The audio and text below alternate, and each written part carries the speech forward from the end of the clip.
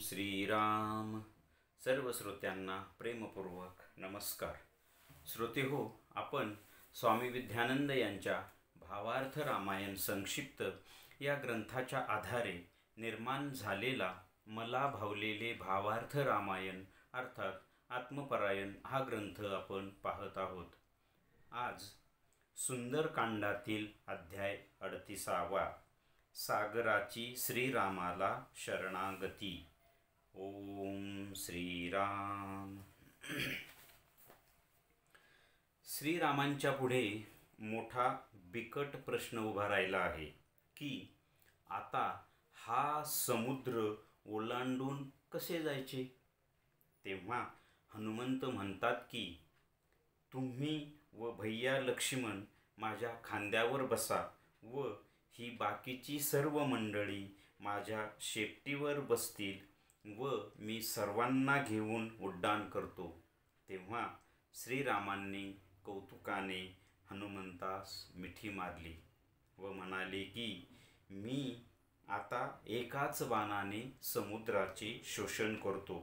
तेव्हा बिभीषण म्हणाला की हे प्रभू, आपण सागराला विनंती करू म्हणजे तो आपल्याला मार्ग सांगेल आणि तो सागर तुमचा पूर्वजच म्हणजे राजा सगरच आहे.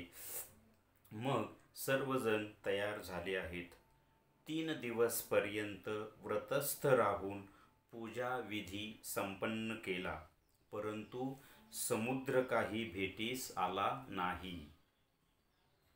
मग प्रभू श्रीरामांनी क्रोधित होऊन धनुष्य उचलले, भात्यातून बाणही काढला व आता बाण समुद्रावर सोडणार तोच समुद्र आपल्या परिवारासहित श्रीरामांना शरण आला. मग सागराने श्रीरामास युक्ती सांगितली की विश्वकर्म्याचा पुत्र नळ हा तुमच्या सोबतच आहे व त्याला वरदानही आहे. तेव्हा तोच तुम्हाला या समुद्रावरून सेतू बांधून देईल व तुमचे कार्य होईल. तसेच माझे तुम्हाला सतत सहाय्य राहील.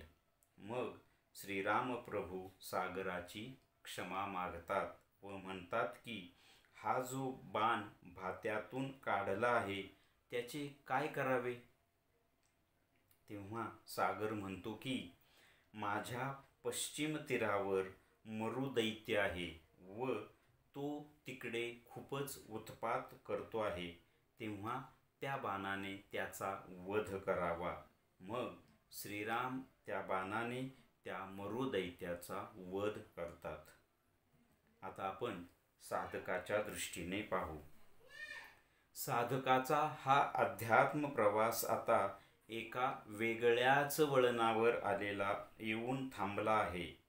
म्हणजेच भवसागराच्या विशाल अशा किनाऱ्यावर येऊन थांबलेला आहे. आता आत्मस्वरूप सद्गुरूंच्या म्हणजेच श्रीरामांच्या समोर प्रश्न आहे की या सर्व मंडळींना या भवसागराच्या पैल पार कसे न्यावे. कारण प्राण म्हणजेच हनुमंत हा ऊर्ध्व झेप घेऊन जाऊ शकतो आणि त्याने हे एकदा सिद्धही केलेले आहे. परंतु ही जी बाकीची मंडळी आहे, जसे जीव, मन, अहम, चित्त, नाडीसंस्था, पेशी व इतरही सर्व म्हणजेच संपूर्ण वानरसेना, हे कसे पैल पार जातील. याकरिता काय करावे. तेव्हा प्राण म्हणतो की मी सर्वांना घेऊन ऊर्ध्व झेप घेतो व पैल पार नेतो. तेव्हा आत्मस्वरूप सद्गुरू म्हणतात की तसे करता येणार नाही. कारण ही ऊर्ध्व झेप सर्वांनाच पेलणार नाही. त्यापेक्षा मीच आता माझ्या एका कृपा कटाक्षाने म्हणजेच एकाच बाणाने हा भवसागर शुष्क करून टाकतो. म्हणजे मग सर्वजण सावकाशपणे पैल तीरावर जातील. आता आपण हा जो साधकाच्या दृष्टीने पाहू. यातील जो राहिलेला भाग आहे तो आपण पुढल्या भागात पाहणार आहोत. आता आपण आत्तापर्यंतच्या या भागाचे सार थोडक्यात पाहण्याचा आपण प्रयत्न करूया. इथे कथेमध्ये श्रीराम, प्रभू, लक्ष्मण, सुग्रीव, हनुमंत, अंगद या संपूर्ण वानर सेनेसहित समुद्र तीरावर येऊन पोहोचलेले आहेत. आणि आता श्रीरामांच्या पुढे प्रश्न उभा आहे की आता या समुद्राहून पलीकडे लंकेत जायचं कसं. तेव्हा हनुमंत काय म्हणतात की तुम्ही माझ्या खांद्यावर बसा, ही बाकीची सगळी मंडळी माझ्या शेपटीवर बसतील आणि मी ऊर्ध्व झेप घेऊन उड्डाण घेऊन मी आपण पलीकडे नेतो. परंतु श्रीरामांना हनुमंतांचं खरंच कौतुक वाटलं. त्यांना ते आपल्या मिठीमध्ये घेतात आणि मग ते म्हणतात की नाही, आता मी एकाच बाणाने या समुद्राचं शोषण करतो आणि आपल्याला जायला पलीकडे रस्ता तयार होईल. तेव्हा तिथे बिभीषण सांगतो की असं नका करू, असं करण्यापेक्षा आपण समुद्रालाच प्रार्थना करूया.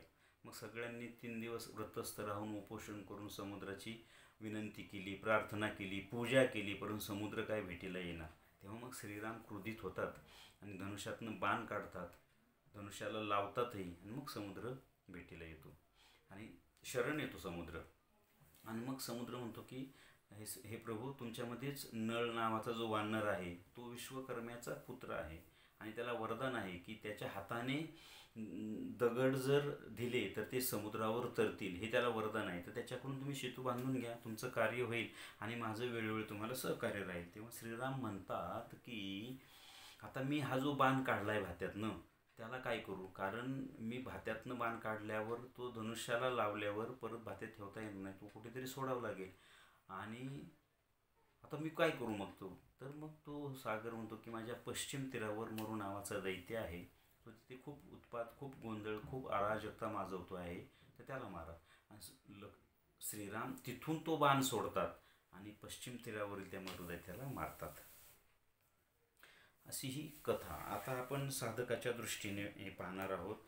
तर साधकाचा हा जो प्रवास आहे, आत्मप्रवास, हा एका वेगळ्याच वळणावर येऊन थांबलेला आहे. तो आता भवसागराच्या तीरावर येऊन थांबलेला आहे. आता पहा, आत्तापर्यंतचा जो प्रवास होता ना, तो साधकाला खूप कष्टाने पण करावा लागला आहे. हाही पुढचा खूप कष्टानेच आहे, कारण भवसागर पार केल्यानंतर त्याला मग त्या गोष्टी मिळणार आहेत. परंतु भवसागर आता पार करायचा आहे, या स्टेजवर किंवा या टप्प्यावर येईपर्यंतचा मागचा प्रवास खूप भयंकर असतो. कारण मागे खूप म्हणजे अनंत जन्माच्या गाठी, त्याचं प्रारब्ध, त्याच्या अंतरंगातील सगळ्या घटकांची अशुद्धी, हे सगळं करत करत तो आता इथे आलेला आहे. इथे ही शुद्धीकरण प्रक्रिया आहे, परंतु ही वेगळ्या दर्जाची आहे. इथून मागची जी होती ती खूपच विचित्र. म्हणजे त्याला काय म्हणू आपण बघा की भक्ती मला करायची आहे, मला ईश्वर मिळवायचं आहे हे मला समजले, परंतु भक्ती करण्याची तयारी करण्यात खूप काळ जातो. आपल्याकडनं आपल्याला वाटतं आपण भक्ती करतो, परंतु नाही, ईश्वराची खरी भक्ती होत नाही आपल्याकडनं. मग खरी भक्ती होण्याची जी स्टेज असते ना, तिथपर्यंत यायला खूप भक्ती करावी लागते. ती गौणी भक्ती असते.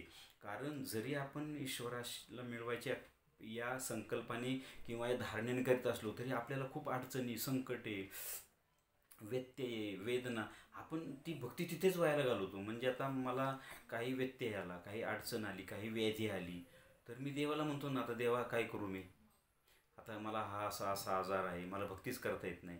म्हणजे ती भक्ती तिथे व्हायला जाते ना, हे सगळं गौणी भक्तीत जातं.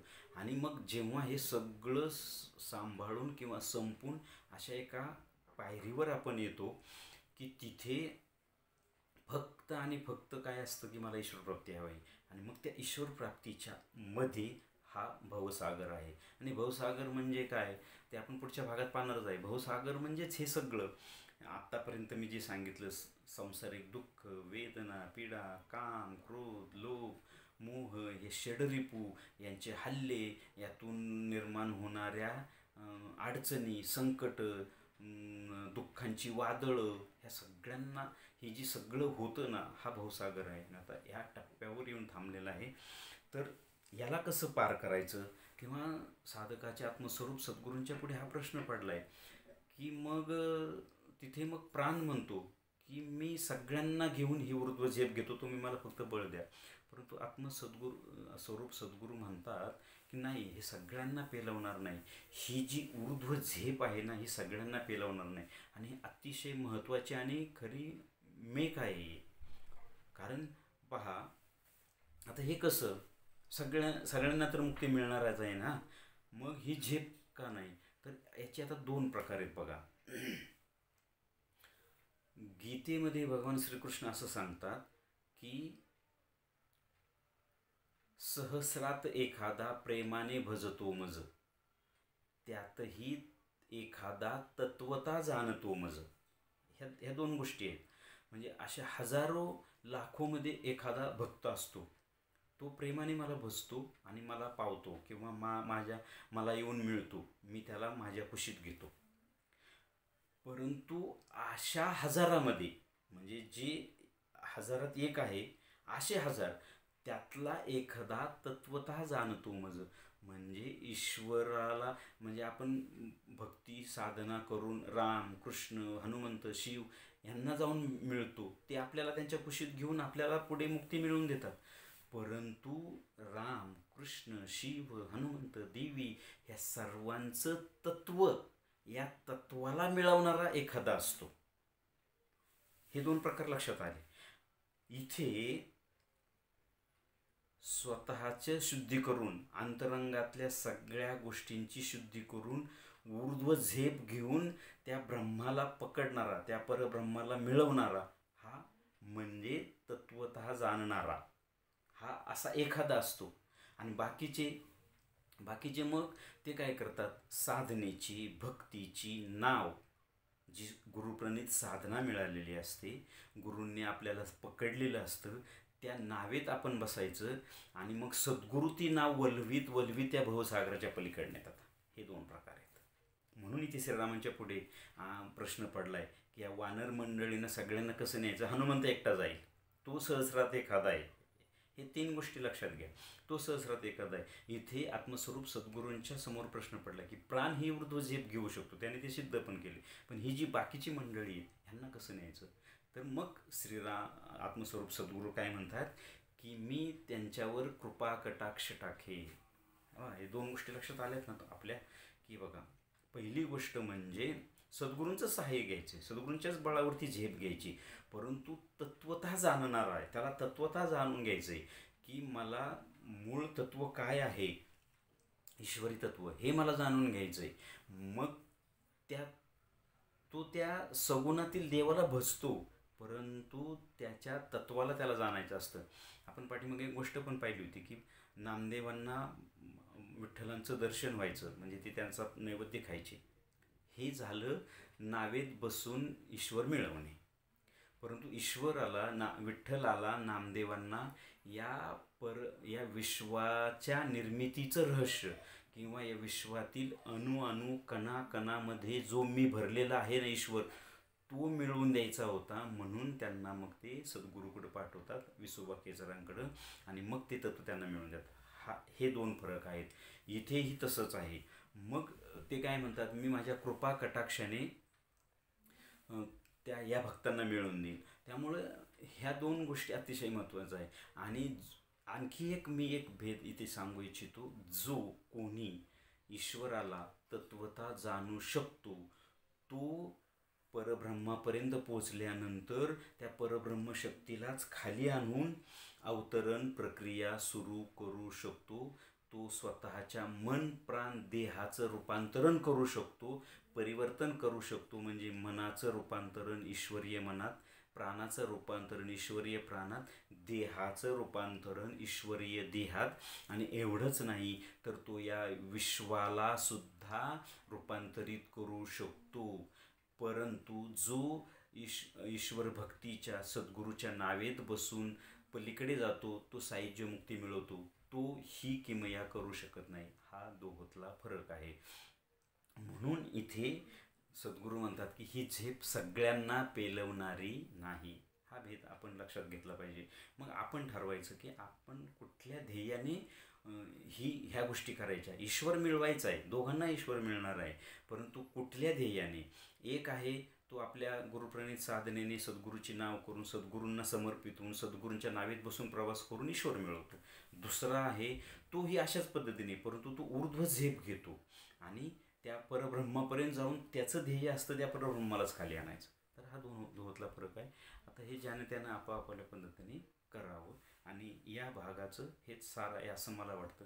आता आपण उद्याच्या भागामध्ये उर्वरित जो भाग आहे मला साधकाच्या दृष्टीने पाहू, तो भाग आपण उद्याच्या भागात पुढच्या भागात पाहणार आहे. श्रीरामार्पणमस्तु. हरि ओम तत्सत. ब्रह्मार्पणमस्तु.